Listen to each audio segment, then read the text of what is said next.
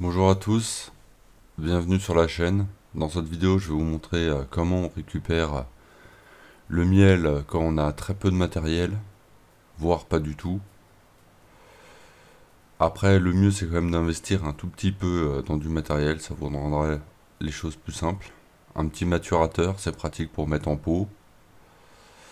Un tamis pour bien filtrer. Ils vendent aussi des kits de manière à pouvoir faire tout ça assez facilement. Donc après, c'est pas obligatoire. Moi, je les ai fait avec que les objets courants de la cuisine, pour bien montrer qu'on peut le faire avec que les objets courants de la cuisine. Mais c'est vrai que un peu de matériel, c'est quand même bien pratique. Voilà. Et c'est pas forcément ultra cher. Donc voilà, commençons. Bah, on prend un cadre et on désopercule, donc avec le couteau operculé. Donc voilà, on retire simplement les opercules.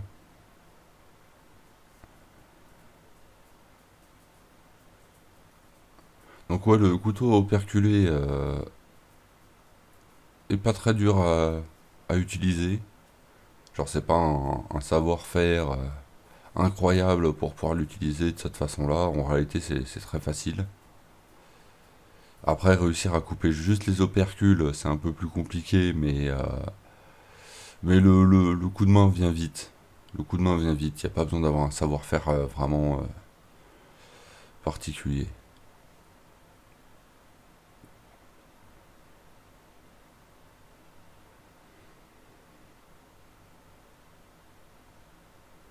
Donc ouais, on opercule. C'est pas dur.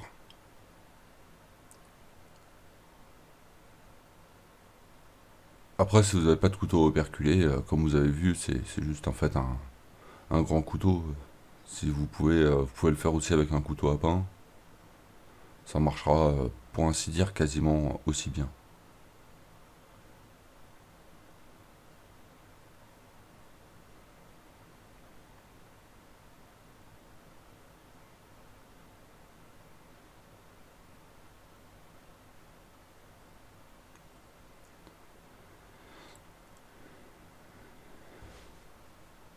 Donc voilà, on voit aussi, j'ai la passoire, classique cuisine. C'est pas le, c'est pas le tamis que j'ai montré tout à l'heure. Donc on peut tout à fait le faire avec les objets courants de la cuisine. Mais c'est plus compliqué. C'est moins simple qu'avec avec le kit par exemple. Je pense que l'année prochaine je monterai avec le kit. Parce que j'ai aussi le kit, mais là pour la vidéo je l'ai fait en mode pas de matos.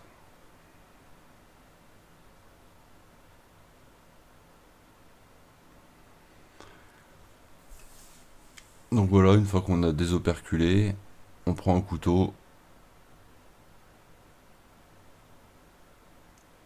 et là on vient simplement couper l'intérieur parce que moi c'est des cadres filés. Donc j'essaie de couper entre les fils, ce qui est d'ailleurs pas toujours évident et les fils se coupent facilement. Si on force un peu trop, on coupe le fil.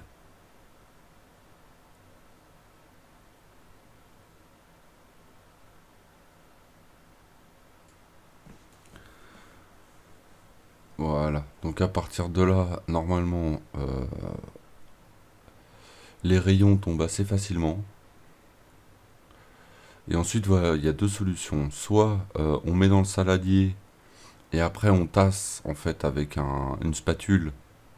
On tasse, enfin, on écrase les rayons pour faire couler le miel et que ce soit filtré par le tamis. Alors ça c'est une solution, mais moi je l'aime pas trop parce que ça fonctionne, mais ça met des heures et des heures. Donc même si j'ai fait une seule hausse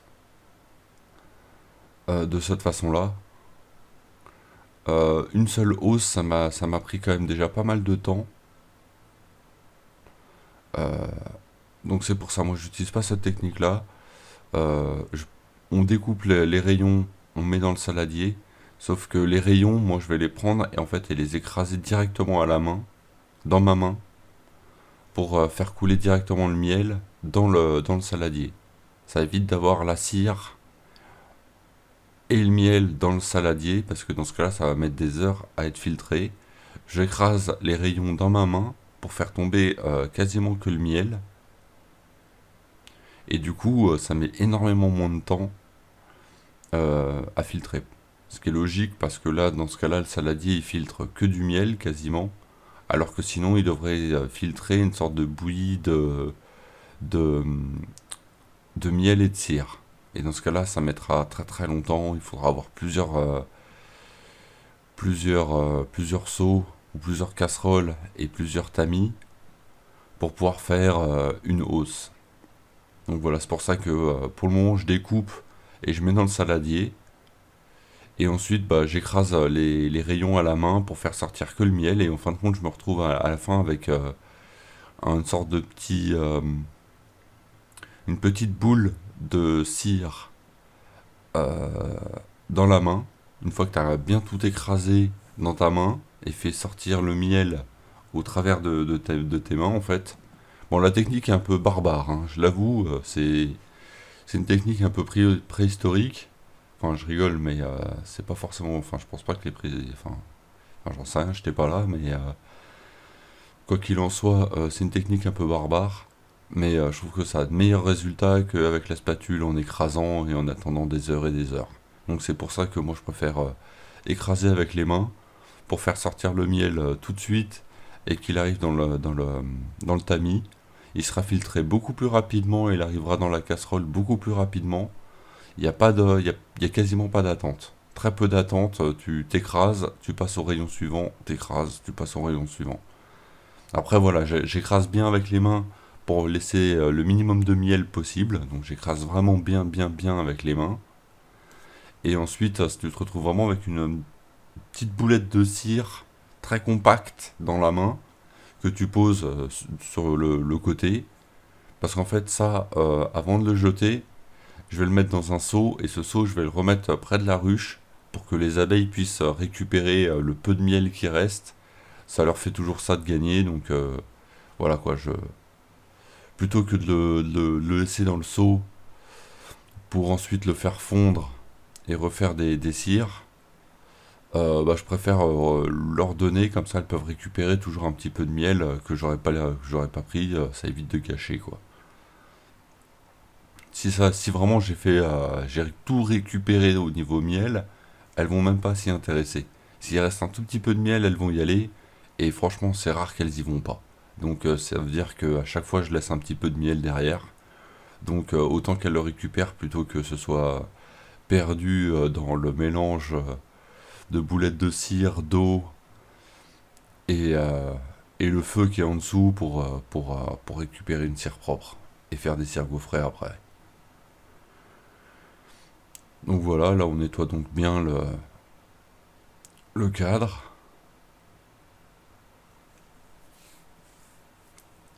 Et là je vais vous montrer avec la spatule quand on écrase les rayons ce que ça fait.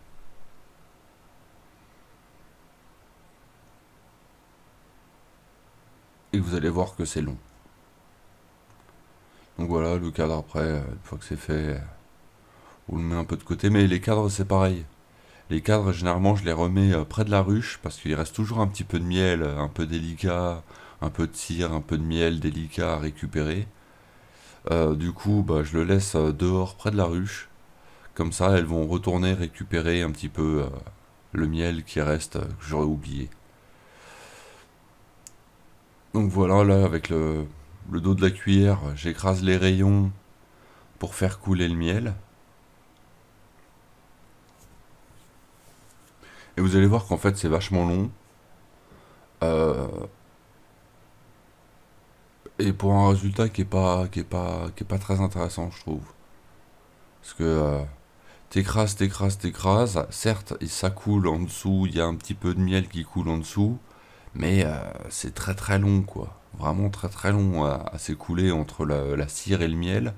En plus, ça fait une sorte de pâte, une pâte miel-cire qui a beaucoup de mal à passer dans le tamis, ce qui est plutôt logique, c'est le principe du tamis. Mais honnêtement, enfin cette technique-là, voilà, je suis pas fan. Personnellement, je préfère largement écraser les rayons directement dans ma main et faire couler le miel, et ne filtrer que le miel et pas la cire. Après, si vous avez d'autres techniques, n'hésitez pas à mettre en commentaire. Euh, Ce sera avec plaisir que j'apprendrai quelque chose, quoi. Voilà. Donc oui, ça fonctionne, mais franchement, c'est long et contraignant. C'est pour ça que c'est pas ma technique préférée. Je préfère, entre guillemets, mettre les mains dedans, mais écraser les rayons à la main et ressortir avec une petite boulette de cire dans le creux de ma main, finalement.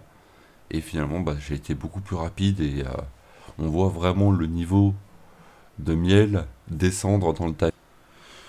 Donc voilà, avec la spatule, quand on écrase, au final, on obtient un résultat plus ou moins comme celui-là. Mais comme vous voyez, il y a beaucoup de cire et de miel mélangés. Résultat, le tamis met un temps fou à filtrer. Mais vraiment un temps fou, Là, je suis à... Là, j'ai pas fait d'accélérer, là. Là, je suis vraiment en vitesse normale. Et vous voyez que c'est ça met vraiment du temps, quoi. Le niveau il bouge pour ainsi dire quasiment pas. À un tel point, c'est qu'on me voit même en mode statique. On voit en dessous, ça filtre, mais c'est très lent, vraiment très lent. Donc c'est pour ça que c'est vraiment pas une technique que j'apprécie particulièrement. C'est une technique que j'aime pas trop parce qu'elle est très lente, vraiment très lente. Pour ça, je préfère largement prendre directement les rayons et les écraser dans ma main euh, pour faire sortir le miel. Et en fait, quand tu te retrouves avec une boulette de cire dans la main que tu poses sur le côté, et c'est carrément mieux.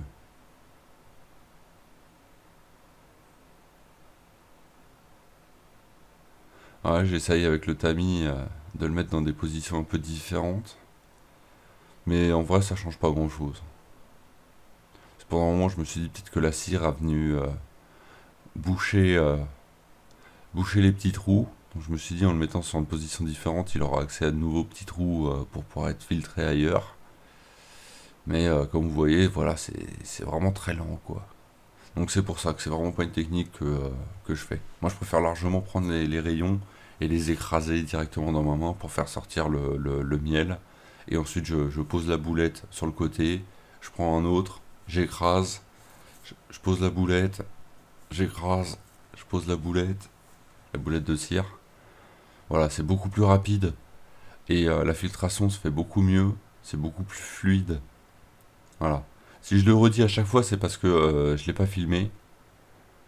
Parce qu'au début, je me suis dit que c'était barbare un petit peu, mais finalement, j'aurais dû la filmer parce que la technique marche beaucoup mieux. Voilà, donc t'as juste à prendre les rayons et les écraser à la main en gardant le rayon dans ta main et faire sortir que le miel. Et ensuite, tu comprimes bien avec ta main. Et en fait, le résultat qui reste dans le creux de ta main, c'est une boulette de cire que tu vas poser sur le côté. Voilà. Et moi, perso, je le redonne aux abeilles. Voilà. Vient maintenant l'étape qui nous intéresse le plus, hein. Et donc, c'est la mise en pot. Donc voilà, on peut le faire avec le matériel de cuisine classique, une louche, la casserole, le pot. Donc voilà, on écoute un peu à droite à gauche pour éviter d'en mettre partout. Voilà, donc la solution elle fonctionne. Le mieux c'est quand même d'utiliser un maturateur, c'est quand même largement plus simple. Vous avez juste à ouvrir le petit robinet en bas et placer le pot en dessous et ça se remplit tout seul. C'est quand même largement plus simple et c'est vraiment du temps de gagner. Parce que le faire à la louche, c'est clairement possible. Je l'ai fait pour cette hausse. J'avoue, j'ai pas fait toutes mes hausses comme ça, hein, parce que sinon j'en aurais eu pour des semaines et des semaines. Mais c'est vrai que j'ai fait une hausse comme ça. Bon, ceci dit, ça rappelle les premiers temps. Mais j'ai fait une hausse comme ça. Et honnêtement, une hausse, c'est déjà très long. En mode artisanal, j'ai rien chez moi, j'ai pas de matériel. En mode j'ai pas de matériel, faire une hausse comme ça, c'était très très long. Mais c'est possible, hein. C'est possible. Enfin, très long, tout est relatif, mais voilà quoi, c'était par rapport à d'habitude, c'était quand même beaucoup plus long. Après, c'est pas non plus une éternité, tu fais ça, on va dire, ouais, tu fais ça en une après-midi. En une après-midi, si on regarde la première vidéo où on fait le- la récupération de la hausse, le découpage des cadres, euh, l'extraction de miel des rayons et la mise en pot pour une hausse, ouais, tu vas mettre une bonne après-midi, je dirais. Ouais, une bonne après-midi pour faire ça. Facile. Euh, Après, quand t'as un petit peu de matériel, c'est carrément plus rapide, hein. C'est carrément, enfin, un petit peu de matériel, pas forcément énormément, mais juste, on va dire, le matos de base, on va dire. Genre déjà un chasse-abeille, et pas comme dans la première vidéo où je fais sans chasse-abeille, où t'as un maturateur, déjà, ça change énormément de choses, parce que là, on dirait pas comme ça, mais à faire ça avec la louche, tu prends un temps fou. En plus, là, j'en ai mis sur le côté du pot, donc il va falloir que je nettoie. Alors qu'avec un maturateur, c'est c'est carrément plus rapide. Le pot, tu le fais en une minute, t'as rempli un pot.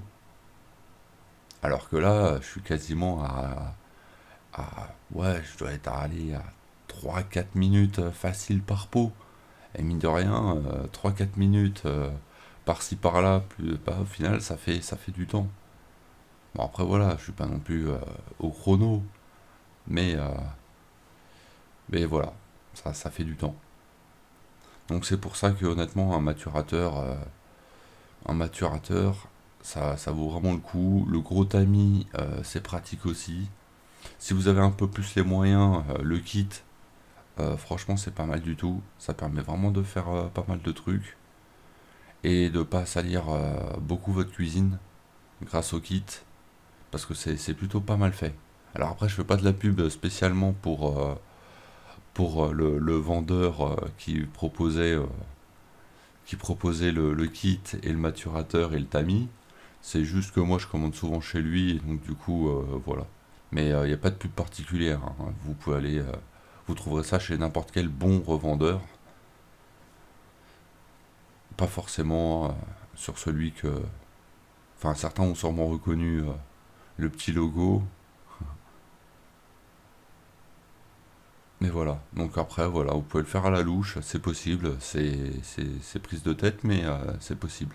Et là, c'est pour une seule hausse. Si vous avez plusieurs hausses, vous allez passer du temps. En mode, euh, en mode j'ai pas de matériel, vous allez passer du temps si vous avez pas, si vous avez plusieurs hausses. Moi, je l'ai fait pour une hausse et c'était déjà long. Ça m'a pris, euh, ça m'a pris une bonne après-midi pour faire une hausse. Alors que en une après-midi, avec un peu plus de matériel, j'ai pu faire plusieurs hausses. Donc vraiment, mais bon, c'est quand même pour montrer que il n'y a pas besoin d'avoir non plus du matos de fou pour réussir à faire de l'apiculture. On peut très bien en faire avec très peu de moyens, voilà, pour que ce soit justement ouvert à tous.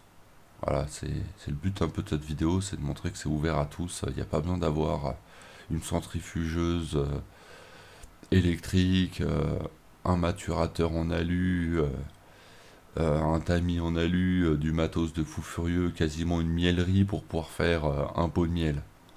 Vous pouvez tout à fait faire votre miel et le consommer en famille, en amis, euh, en ayant très peu de moyens, voire pas du tout de moyens, quoi. Enfin, une ruche, mais ça, je crois que c'est le minimum, hein, on est tous d'accord là-dessus. Hein, une ruche. Les abeilles aussi, ça peut être pratique. Voilà. Donc, bah, après, bah, j'espère que la vidéo vous a plu. Euh, N'hésitez pas à laisser un commentaire pour faire évoluer la vidéo, à vous abonner si ça vous dit.